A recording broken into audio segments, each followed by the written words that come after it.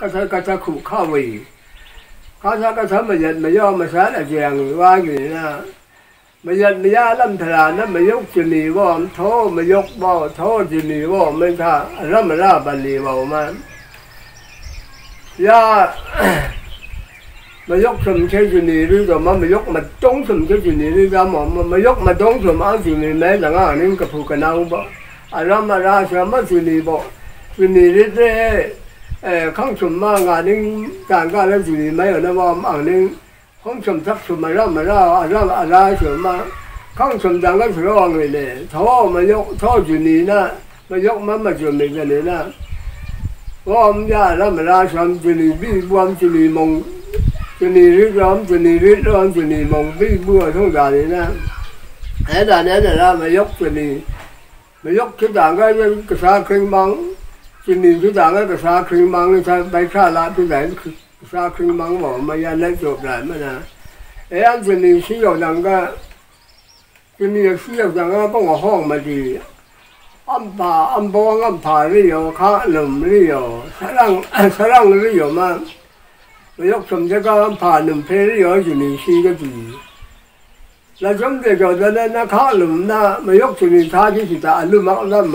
มาลุ่มมาทั้งวันท่าลุ่มมักแล้วว่าแล้วจุ่มหลวงข้าหลุมนี่อ่ะอัมพวังอัมผ่านนะ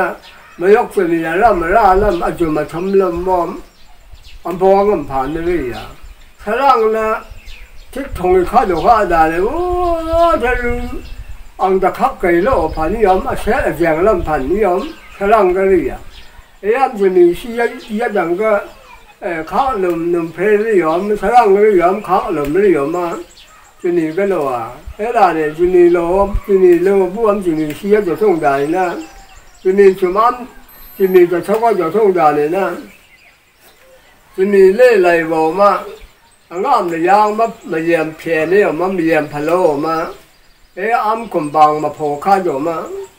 กุมบังมาโผล่ข้าอยู่อาราเนี่ยกันโทษด่านเนี่ยมายกสมดันจะจะนั่งถึงยอมอาราเนี่ยนั่งจุนีเนี่ยนั่งดูท่ากุมบังห้ามกุมบังพงกุมบังมาโยกข้าอยู่ห้ามซึ่งก่อนถึงเนี่ยนั่นระเบิดไม่ยังยานหรือมาไอ้ด่านเนี่ยเลี้ยมไอ้ด่านเลี้ยเสียมอมกุมบังเวลาพระรามังกรถึงไม่ข้าอยู่สมลังอภิลังคัดละไม่ยอมจักละไม่ยอมจุนีเนี่ยไม่จักว่าเพราะบอกพงอาลานเนี่ยเฉลยแล้วมาอยู่ทุกเนี่ยนามาเท่าบ้านนะนี่สิจะจักว่าไม่ฟังแล้วไม่เรียนไปเพียบก็ยากคืออยู่ยาท่องถึงยอมพอว่าจักว่าจะลกก็มากำมอมจักหลังว่าเดินไม่เพื่อนว่าทุกเนี่ยนั่นจะเราจักว่าใช่อย่างเขาบอกมันไม่ยกจุนีก็ไม่ยาบันลีไม่ยาบันลีก็สบายไอ้มายกจุนีมายาบันลีก็จะสวอมก้าเวลาเดี๋ยวละจึงสง่าออกมาโทษมายกโทษจุนีก็ปียกว่าไม่สบายเท่าพระได้สบาย